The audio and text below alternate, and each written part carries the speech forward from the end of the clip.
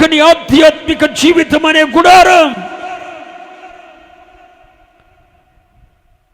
ఒకని భక్తి జీవితం అనే గుడారం, దేవుడే నివసించటానికి ఏర్పరచుకున్న గుడారం. మీ దేహము దేవుని ఆలయమనియు పరిశుద్ధాత్ముడు మీలో నివసిస్తున్నాడని మీరు ఎక్కడ నివసిస్తున్నాడు? మీలో, నాలో అనండి. పరిశుద్ధాత్ముడు ఎక్కడ అంటే పరిశుద్ధాత్మ దేవుడు నివసించటానికి ఏర్పరుచుకున్న గుడారమే నీ దేహం. మీ దేహము దేవుని ఆలయమనియు అది పరిశుద్ధాత్మకు నిలయమనియు పరిశుద్ధాత్ముడు మీలో నివసిస్తున్నాడని మీరు ఎరుగరా? ఒక మాటలో చెప్పాలంటే 1 పేతురు 1వ అధ్యాయం 24వ వచనంలో 14వ వచనంలో పేతురు అపోస్తలుడు అంటాడు, ఈ దేహాన్ని ఒక గుడారంగా పోల్చాడు.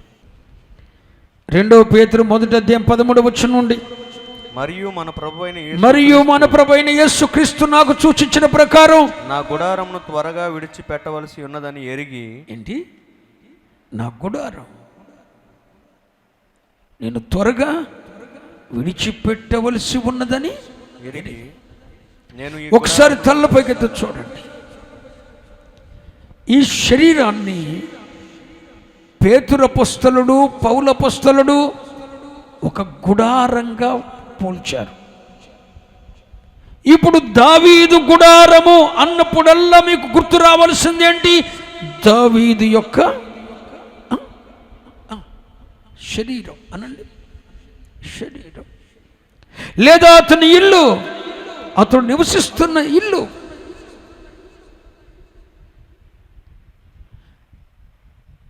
అంతేకాదు, ఈ దేహాన్ని దేవుడు మనకి ఎందుకు ఇచ్చాడు? ఈ శరీరం అనే గుడారాన్ని దేవుడు మనకి ఎందుకు ఇచ్చాడు?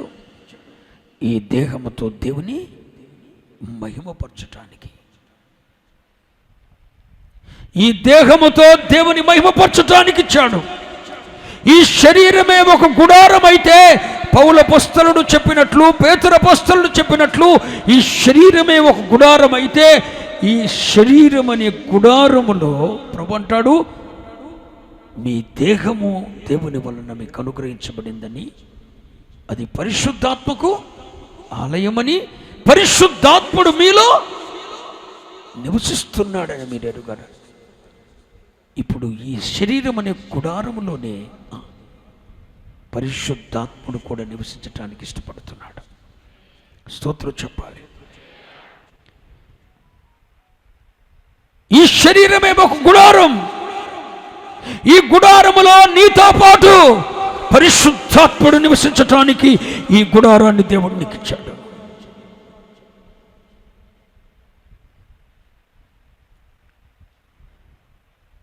ఈ గుడారములో దేవుడు నీతో కూడా నివసించటానికి ఈ శరీరాన్ని ఇచ్చాడు.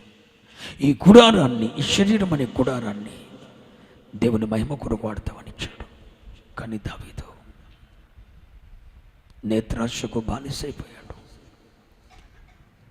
కన్ను చెడింది. తన శరీరం, ఈ శరీరం అనే గుడారంలో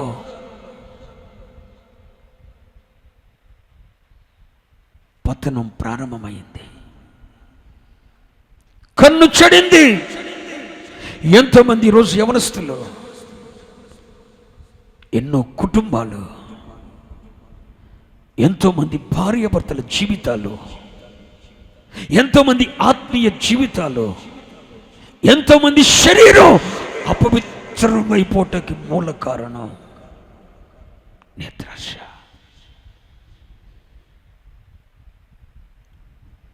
వెళ్ళకూడని తావుల్లోకి వెళ్ళిపోతున్నారు. ఈ సోషల్ మీడియాలో కనపడదు కూడా ఏదో కనపడుతుంది, అక్కడ ఆగిపోతున్నారు దావీదు వలె. ఇలాంటి వీడియోస్ ఎక్కడ దొరుకుతాయి? సమాచారాన్ని సేకరించుకుంటున్నారు. దాన్ని హృదయంలోకి చేర్చుకుంటున్నారు.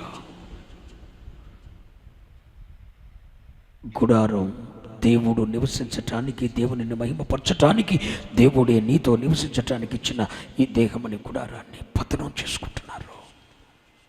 దేవుడు నివసించటానికి వీలు లేకుండా పడిపోయే అంతగా, ఎంతగా నేల మట్టం వరకు పడిపోయే అంతగా, శాపగ్రస్తమైన అనుభూతికి పడిపోయే అంతగా, గుడారం పడిపోయే అంతగా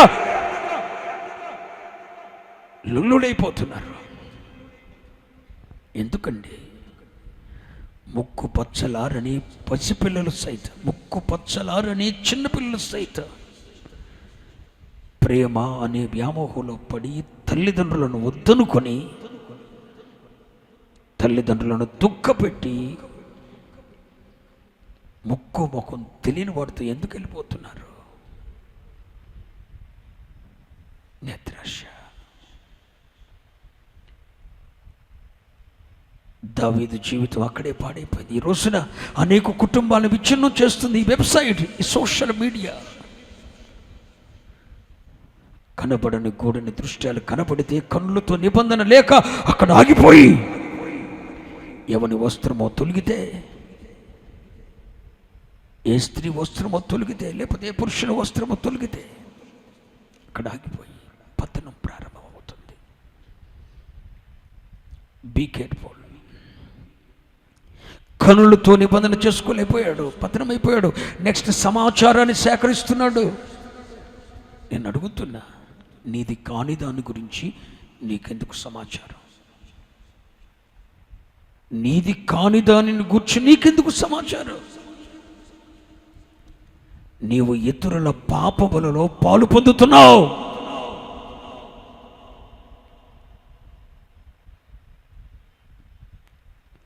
నీది కాని దేని గురించి నీకు సమాచారం వద్దు. నీ సుఖాన్ని అనుభవించటానికి దావీదు పతనం అక్కడ స్టార్ట్ అయింది.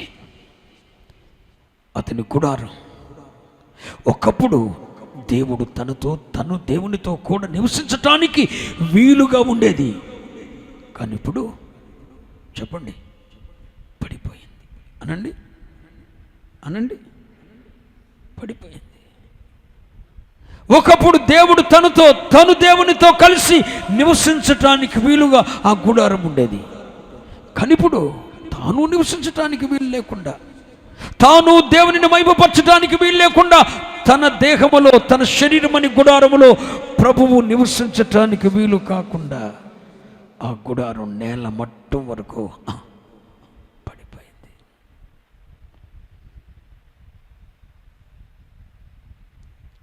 అక్కడితో ఆగలేదు.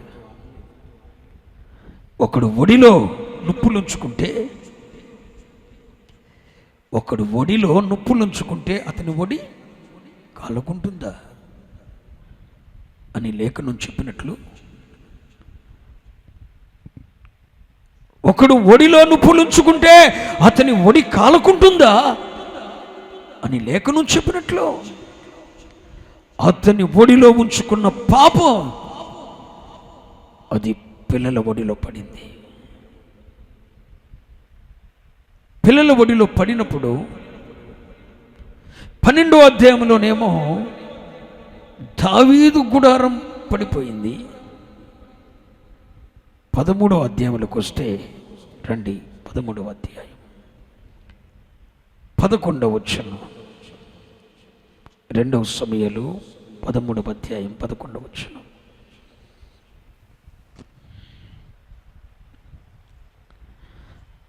రెండవ సమూయేలు 13:11. అయితే అతడు భుజింపవలెనని ఆమె వాటిని తీసుకుని వచ్చినప్పుడు అతడు ఆమెను పట్టుకొని, నా చెల్లి రమ్ము నాతో శయనించుమని చెప్పగా, ఆమె నా అన్న నన్ను అవమానపరచొద్దు, ఇలాగు చేయుట ఇశ్రాయేలీయులకు తగదు, ఇట్టి జార కార్యము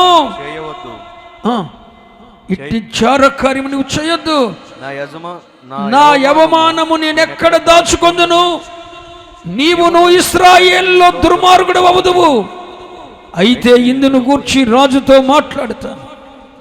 స్తోత్రం చెప్పండి. దావీదు గుడారం ఎప్పుడైతే పాడైపోయిందో, దావీదు గుడారం ఆధ్యాత్మికతలో ఎప్పుడైతే దేవుడు నివసించటానికి వీలు లేకుండా, దేవుడు నివసించటానికి వీలు లేకుండా ఎప్పుడైతే దావీదు జీవితంలోనికి నేత్రాశ ద్వారా, కనుల ద్వారా శరీరంలోనికి పాపము ప్రవేశించిందో, దేవుడు నివసించటానికి, దేవుడు తనతో నివసించటానికి వీలు లేనంతగా తన గుడారం పడిపోయింది.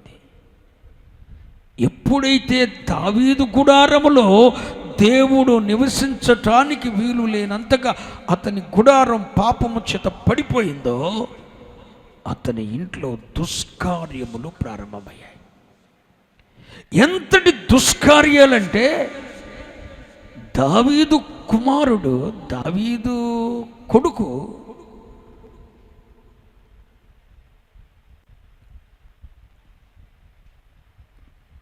అమ్నోను దావీదుకు మరొక భార్యకు పుట్టినటువంటి తామారుతో అంటున్నాడు, నా చెల్లి రమ్ము, నాతో చేయనించు. దావీదు గుడారం ఎప్పుడైతే దేవుడు నివసించటానికి వీలు లేనంతగా పాపము చేత పడిపోయిందో, ఇంటి లోపలికి దేవుడు వెళ్ళిపోయాడు, గుడారం పడిపోయింది, అక్రమం ప్రవేశించింది. ఎంత అక్రమం అంటే, సొంత అన్న సొంత చెల్లిని అమ్నోను తామారును చెరిపేశాడు.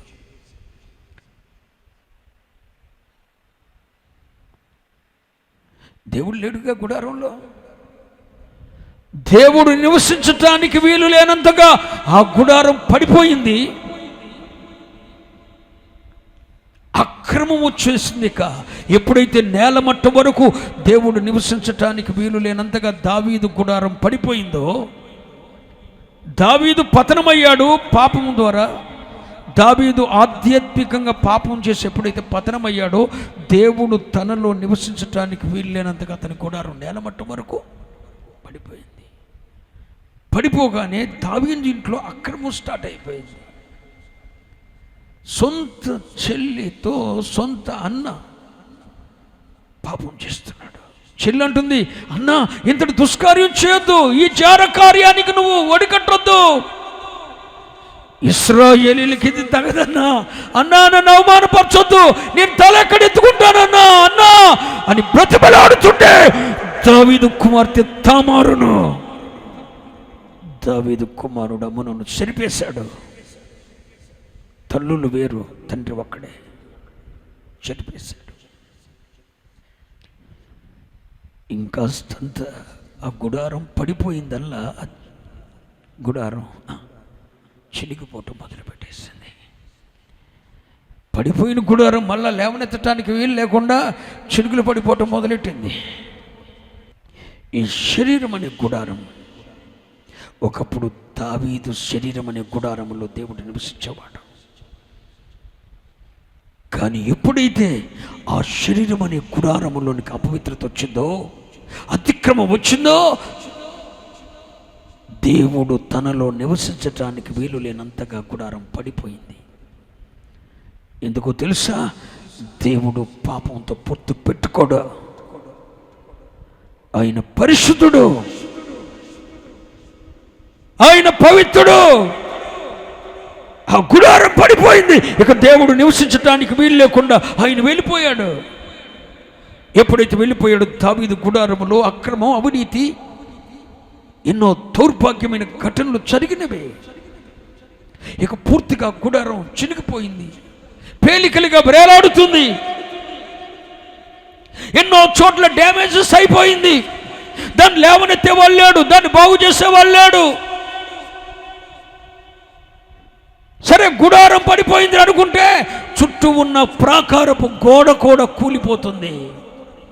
ఇక శత్రువు కూడా లోపలికి ఎంటర్ అయిపోతున్నాడు. ఇలాంటి పరిస్థితిలో దావీదు గుడారం మారిపోయింది.